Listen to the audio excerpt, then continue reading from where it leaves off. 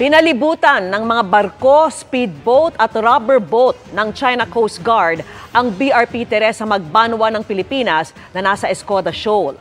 Pangamba ng PCG, magiging mahirap ang resupply mission kung ganyan ang sitwasyon.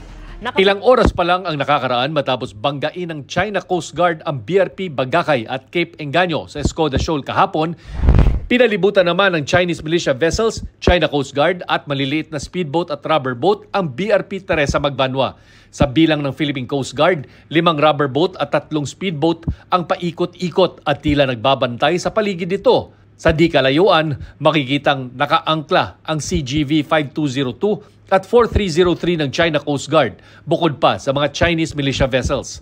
Ayon sa PCG, ang maliliit na rubber boat at speedboat ng China ay kapareho ng mga nangharang at bumangga sa mga rubber boat ng Philippine Navy sa resupply mission sa BRP Sierra Madre noong June 17 sa Ayungin Shoal.